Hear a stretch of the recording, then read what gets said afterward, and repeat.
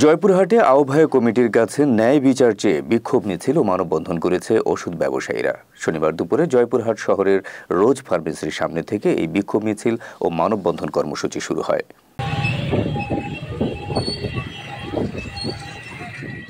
মৌন মিছিলটি শহরের প্রধান সড়ক প্রদক্ষিণ করে পাঁচুর মোড় বিশাল চত্বরে গিয়ে শেষ হয়। পরে সেখানে ঘণ্টাব্যাপী মানববন্ধন কর্মসূচি অনুষ্ঠিত হয়। এ সময় ব্যবসায়ী নেতারা জানান, বিসিভিএস জয়পুরহাট জেলা অফিস ভবন তালা ভেঙে দখল করেছে ওষুধ ব্যবসায়ী বাবু সওদাগরের নেতৃত্বে একটি দুর্বৃত্ত দল। এ সময় অবিলম্বে ভবনটি দখলমুক্ত করে নির্বাচনের মাধ্যমে নেতৃত্ব প্রতিষ্ঠিত করার দাবি জানান বক্তারা। এতে বক্তব্য রাখেন বাংলাদেশ কেমিস্ট অ্যান্ড ড্রাগিস্ট সমিতির জয়পুরহাট জেলা শাখার আহ্বায়ক কাজল আহমেদ, ওষুধ ব্যবসায়ী খলিলুর রহমান, মোর্শেদ আলম সহ অন্যান্যরা।